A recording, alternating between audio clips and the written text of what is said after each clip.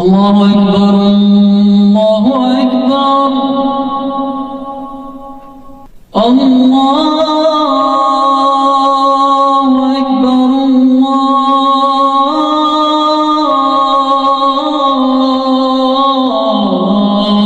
আল্লাহু আকবার। আসলে আদৌতে গ্লোবাল প্রেক্ষাপটে, বৈশ্বিক প্রেক্ষাপটে জালেমদের, মুশরিকদের, মুনাফিকদের, কুফফারদের কিছু যায় আসে না, কিন্তু অ্যাটলিস্ট শুরুটা হোক কোরআন থেকে। এই বলে আবার পড়াও ছেড়ে দিব এমন তো না, শুরুটা হোক অন্তত কি থেকে? কোরআন থেকে। তাকওয়ার কথা বলতে গিয়ে অনেক ঢুকে যাচ্ছে ভিতরে, আমাকে একটা কনক্লুশনে আসতে হবে। রমাদান যে তাকওয়ার শিক্ষা আমাকে দিচ্ছে রোজা রাখা অবস্থায়, ওই তাকওয়ার শিক্ষাটা আমাকে শিক্ষা ক্ষেত্রেও রাখতে হবে। আমাদের বাচ্চাদেরকে, যে বাচ্চাটাকে দেখে মনে পড়লো, আমাদের বাচ্চাদেরকে এমন কোনো শিক্ষায় শিক্ষিত করা যাবে না, একেবারে হারাম করে ফেলতে হবে নিজেদের উপরে, যে এই বাচ্চারা যদি বড় হয়ে বলে বাবা আমি তো ছেলে না, আমার মনটা মেয়ে মেয়ে করে। কি ভয়ঙ্কর একটা সমাজ সামনে আসতে যাচ্ছে, আপনারা কি কল্পনা করতে পারতেছেন? এটা জাস্ট একটা টোকা দিয়ে দেখলো মুমিনদের ইমানের কি অবস্থা। আকাঙ্ক্ষা কি, এজেন্ডাটা কি? এজেন্ডাটা হচ্ছে বাংলাদেশের মতো কান্ট্রিগুলোতে সমকামিতাকে সরকারিভাবে বৈধ করে ফেলা। এটা হচ্ছে একটা এজেন্ডা, আর এই এজেন্ডা সরকারের না, এই এজেন্ডা হচ্ছে কিছু সুদ ভিত্তিক এনজিওর। একদম খোলামেলা বললাম আমি, এজেন্ডা হচ্ছে কিছু কিসের? সুদের মহাজনদের। এই কিতাবে আল্লাহ রাব্বুল আলামিন বলেছেন, যে ব্যক্তি সুদ খায় আর যে সুদ ছাড়ে না, সে যেন আল্লাহ এবং তার রাসূলের সাথে যুদ্ধ করছে। নাউযুবিল্লাহ। হাদিসের মধ্যে নবীজি বলছেন, যে ব্যক্তি 1 দিরহাম সুদ খাবে, সে যেন 36 বার জেনা করলো। আর একবার জেনা করলে, এই কিতাবের মধ্যে আছে সূরা নূরের 2-3 নম্বর আয়াতে, 100টা লাঠি, 100 লাঠ বেত্রাঘাত। 1 বছরের নির্বাসন একবার করলে কি? যুবক যুবতীরা ভালো করে শোনেন, কারণ আপনাদের তো মানে উঠতি বয়স, পা পিছলা এখন বেশি। আল্লাহ রাব্বুল আলামিন এই কিতাবে বলেছেন সূরা নূরের মধ্যে, চোখ তো এমনি নিচু করো, তারপরেও যদি কেউ করে ফেলে, নাউযুবিল্লাহ, 100 বেত্রাঘাত জনসমক্ষে এবং 1 বছরের জন্য এই এলাকা থেকে বের করে দেওয়া। একবার করলে, কয়বার ভাই? আর নবীজি বলছেন যে 1 দিরহাম সুদ যে খায়, সে 36 বার জেনা করলো। কোরআন এক জায়গায়, হাদিস এক জায়গায়, সমাজ এক জায়গায়, বিশ্ব রাষ্ট্র এক জায়গায়। এগুলো লা ইয়াজতামিআন, এগুলো কখনো ম্যাচ করে না। এখন কথা জাস্ট বলে দেই, কারণ আল্লাহর কাছে আমাদেরকে দায়মুক্ত হতে হবে, বা অ্যাটলিস্ট ওজোর পেশ করতে হবে যে আল্লাহ পাক আমরা বলেছি, শুনে নাই, মানুষ শুনে নাই, আমরা বলেছি। ওই হাদিসের কিতাবেই আছে, নবী সাল্লাল্লাহু আলাইহি ওয়াসাল্লাম বলেছেন, আপনারা সবাই হাদিসটা জানেন, আমি শুধু মনে করাই দিচ্ছি। আপনার নবী বলেছেন, মুহাম্মদ সাল্লাল্লাহু আলাইহি ওয়াসাল্লাম বলেন, সাল্লাল্লাহু আলাইহি ওয়াসাল্লাম, যে ব্যক্তি সুদ খায়, সুদের এই 70টা পাপের সবচেয়ে নিচের পাপ, সে যেন তার মাকে বিয়ে করলো। একটু কল্পনার জগতেও কি আপনি যাইতে পারবেন যে আপনি আপনার মায়ের সাথে বিছানায় শুয়ে আছেন? নাউযুবিল্লাহ, আস্তাগফিরুল্লাহ। হ্যাঁ, কখনো কি কল্পনা আসতে পারবে এটা আপনার? বলেন, আমার কথায় মাইন্ড করতেছেন? মানুষকে বুঝাইতে পারি না আমি, এটা আমাদের ব্যর্থতা, আমরা বুঝাইতে পারি না। কিভাবে বললে মানুষ বুঝবে, এটা আমাদেরও বুঝে আসতেছে না।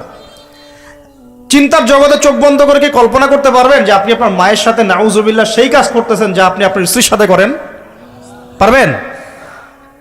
আর নবীজি বলছেন, আপনার নবী, যে ব্যক্তি সুদ খায়, সুদের পাপের 70টা শাখা আছে, তার সবচেয়ে নিচের শাখাটাই হচ্ছে এইটা। নাউযুবিল্লাহ।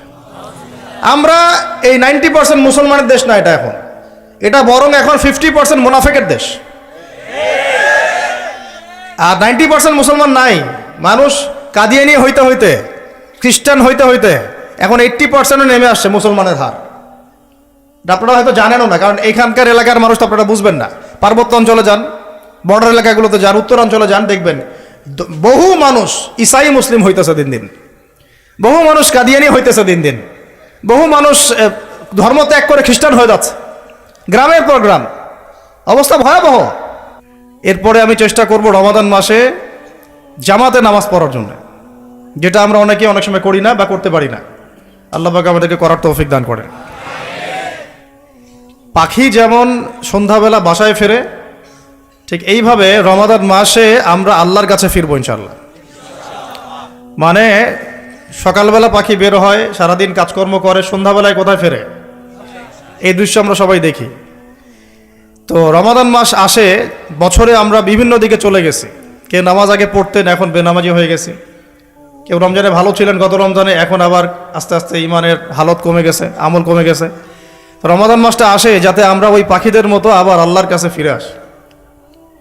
তো এই এক বছর আমরা এদিক ওদিকে চলে গেছি। তো রমাদান মাস এসেছে, আল্লাহর কাছে ফিরে আসার সময়। আল্লাহ পাক আমাদেরকে রমাদান মাসটাকে সর্বোচ্চভাবে কাজে লাগানোর তৌফিক দান করে নেন।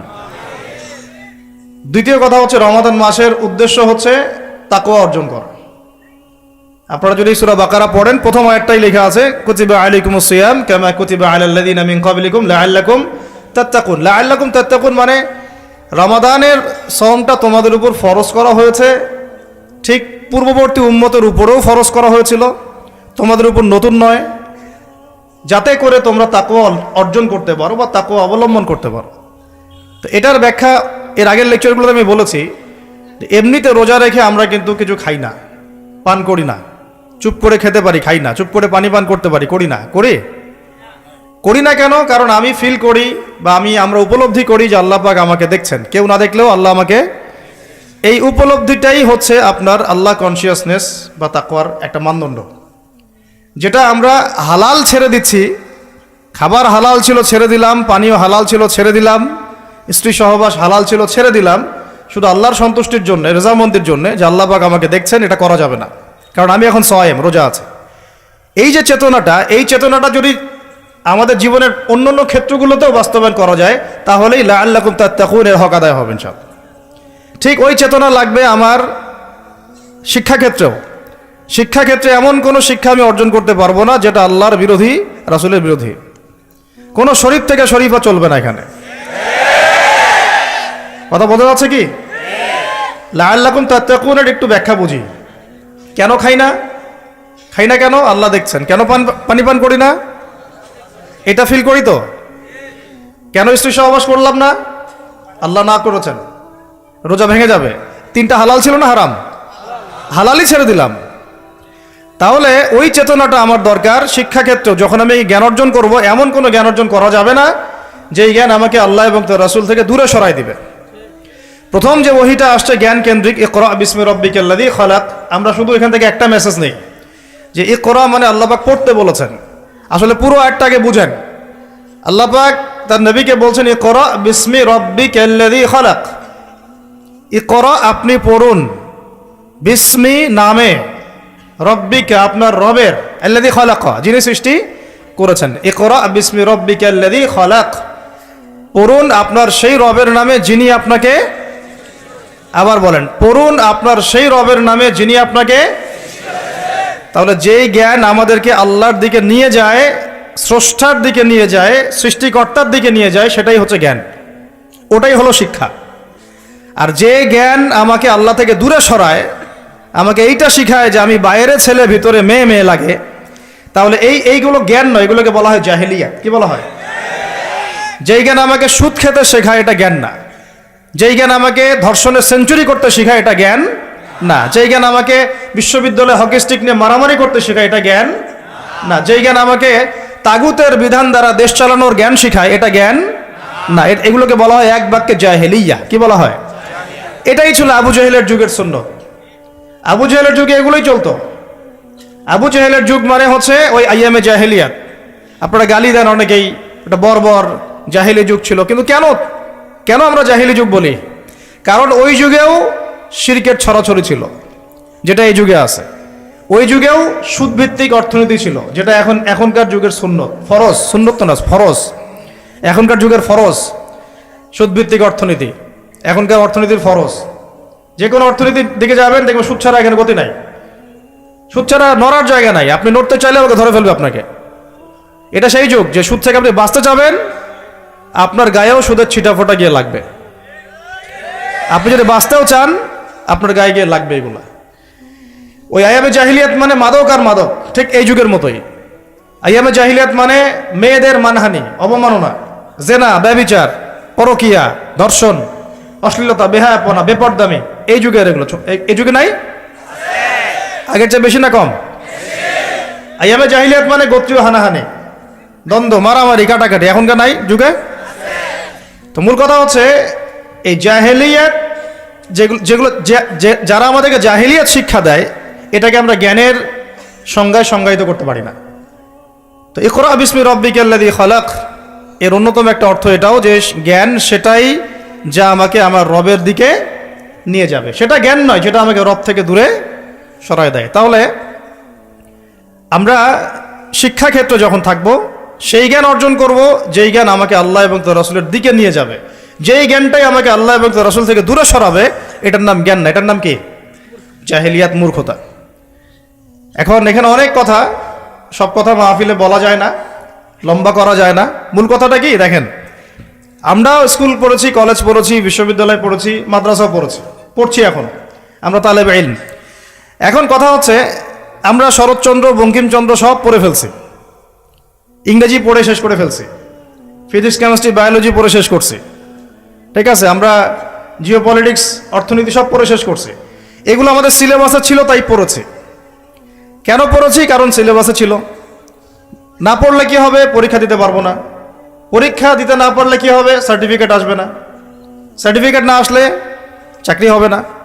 চাকরি না হলে বিয়ে শাদী হবে না। বিয়ে শাদী না হইলে জীবনটা বরবাদ। এই তো আমাদের ফিলোসফি তো এরকম, তাই না? নিজের পায়ে দাঁড়াইতে পারলি না তুই, নিজের পায়ে। এখন এই দুনিয়ার একটা ফিকির দিয়ে, চেতনাটা দিয়ে আমাদেরকে এই 10 থেকে 20 বছর এগুলো পড়তে হলো, আমরা পড়লাম। এখন যদি সিলেবাসের মধ্যে থাকতো নবীর জীবনী সাল্লাল্লাহু আলাইহি ওয়াসাল্লাম, যদি থাকতো কোরআনের তেলাওয়াত, থাকতো আরবি ভাষা, থাকতো কোরআনের তর্জমা, থাকতো নবী সাল্লাল্লাহু আলাইহি ওয়াসাল্লামের অন্তত 1000 হাদিস, অন্তত 1000 হাদিস, থাকতো ইসলামের কিছু ইতিহাস, থাকতো ইসলামী অর্থনীতির কিছু ভিত্তি, থাকতো আকীদা, উসুল এবং ফিকহ। এবং এগুলো না পড়লে আমি পাশ করতে পারতাম না, পাশ না করলে আমার চাকরি হতো না, চাকরি না হলে আমার নিজের পায়ে আমি দাঁড়াতে পারতাম না। তাহলে এই 16 কোটি মানুষ এগুলো শিখতো না? শিখতো না? বুঝাতে পারতেছি? শিক্ষানীতির মূল সমস্যা এখানে। এখানে ইসলাম বিবর্জিত একটা শিক্ষা ব্যবস্থা চালু করা হয়েছে, আর কিছু আইওয়াস শোডাউন দেখিয়ে দেওয়া হয়েছে, কিছু কিছু টুকরা টুকরা ইসলাম দিয়ে দেওয়া হয়েছে। এগুলো তো থাকলোই। টুকরা টুকরা ইসলাম তো অনেক দূরের কথা। এই কোরআন রমাদান মাসে নিয়ে যদি আমরা সবাই মসজিদে কোরআনে বসে বসে এই কোরআন 30 দিনে 30 খতম দেই, তবুও ইসরায়েলের কিছুই যায় আসে না। বুঝাতে পারি না এই কথা। এই কোরআন নিয়ে যদি সবাই আমরা মসজিদের ভিতরে বসে থাকি, নামাজ পড়ি, তেলাওয়াত করি, তারাবি পড়ি, 30 দিনে 30 খতম দেই, ওই জালেমদের, ওই পশ্চিমাদের, ইসরায়েলের কিচ্ছু যায় আসে না। এমনকি আমাদের সমাজের অভ্যন্তরে যে কাফের, ফাসেক, মুশরিক, মুনাফিক আর মুরতাদরা আছে, ওদেরও কিছু যায় আসে না। কিন্তু কখন যায় আসবে? যদি এই কোরআনের একটা বিধান খালি বাস্তবায়ন করা যাইতো, তাহলে যায় আসতো। রমজানে একটা আওয়াজ যদি কেউ তোলে, রমজানে আমরা চাই, এই রমজানে আমরা চাই অন্তত আল্লাহর কিতাবের অন্তত একটা বিধান সমাজে বাস্তবায়ন হোক। অন্তত একটা বিধান তো আছে এখানে শত শত। কত আছে? শত শত, হাজার হাজার, হাজার হাজার তো পারেন নাই, পারা যায় নাই, পারবেনও না, এটাও জানি। অন্তত একটা করেন, আপনারাই বাছাই করেন কোনটা। না, আমি একটা অপশন দিলাম যে ইসলামী শিক্ষা ব্যবস্থা চালু করা হয়, ইসলামী শিক্ষা।